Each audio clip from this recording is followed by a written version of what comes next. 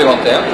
Donc nous sommes, moi j'ai la chance d'être président de fédération nationale, donc il est vrai que lorsque le Var a décidé d'accompagner cette initiative, nous en avons parlé, et au niveau national, les destinations touristiques importantes, et la Vendée est la seconde derrière nous au niveau du département, ont immédiatement embrayé le pas, et je pense que d'autres départements, je pense au Gard et à l'Hérault, qui sont aussi présents sur ce salon, mais aussi au Bouches-du-Rhône, et pas seulement dans le sud, vous voyez, autant d'initiatives qui conduiront à accompagner. Plus on aura de guides Franck Vermet sur l'ensemble des territoires, et plus vous aurez la capacité les uns et les autres de découvrir l'expérience menée par un voyageur. Certes, en situation de handicap, c'est le sien, mais un voyageur, un touriste, qui va vous dire comment il a perçu notre destination. Eh bien, nous, c'est ça qui nous a intéressé. Cette vision, cet éclairage. Pas seulement, tout à l'heure, il a employé un terme qui caractérisait assez bien ce que nous souhaitons éviter. Une personne en situation de handicap est un touriste comme les autres. Plus nous serons capables de lui démontrer que son handicap est transparent, entre guillemets, plus nous aurons réussi à démontrer, justement, que nous avons réussi à répondre à cette préoccupation. Et c'est cette préoccupation-là qui doit nous guider, en tout cas celle que nous partageons.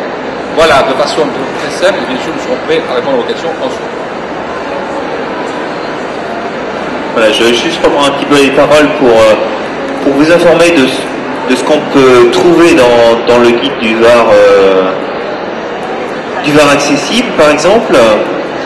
Donc dans ma démarche, en fait, lorsque je vais sur place, je cherche des hébergements, et autour des hébergements, je me demande qu'est-ce qu'on peut faire pendant une semaine de vacances. C'est-à-dire, je ne vais pas chercher seulement des visites, mais je vais trouver des activités sportives ou moins sportives. Après, tout dépend des personnes. Donc ça peut être de l'ULM, mais ça peut être simplement une balade en bateau.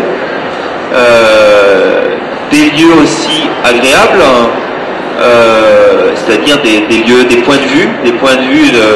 Par exemple, j'ai trouvé un point de vue pour voir les plages de Ramatuelle, en fait, de très haut. En général, on est obligé de faire de la marche à pied. Là, dans le guide, j'ai pris une photo avec le cadre de ma porte pour voir, voilà, ce que vous allez voir de la porte de votre voiture, et avec cette immense plage de Ramatuelle, en fait, sur toute la longueur. Donc les personnes sauront très bien qu'en prenant cette route-là, en arrivant à cet endroit-là, pourront vous voir cette plage qui normalement ne peut être vue de hauteur qu'en faisant quelques centaines de mètres à pied par un chemin inaccessible. Donc c'est ces petits points que j'aime bien trouver. Et il y a un point très très important dans l'élaboration de mes guides, ce sont les toilettes. Donc pour moi c'est un petit peu moins grave si en tant que garçon, si j'ai envie d'aller faire pipi, s'il n'y a rien, j'y vais entre deux voitures. Pour quelqu'un où il faut un petit peu plus de matériel, ou par exemple pour une fille, il faut vraiment un lieu de toilette accessible toujours à l'endroit. Donc c'est pas seulement dans l'hébergement, mais c'est dans le lieu de visite, en ville.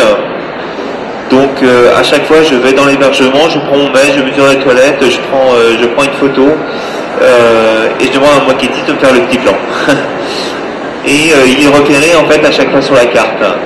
Tout simplement parce que moi personnellement aussi, quand j'ai envie d'aller aux toilettes, il faut que j'y aille dans les 5 minutes. Donc 5 minutes, ça vous laisse pas beaucoup de temps. Et personne c'est 10 minutes, un quart d'heure, et personne c'est moins. Donc il faut absolument toujours que la personne sache où se trouvent les toilettes, et c'est vraiment primordial dans les choix aussi des structures. Si une visite est accessible et n'a pas de toilettes accessibles, je préfère ne pas la retenir que de la mettre.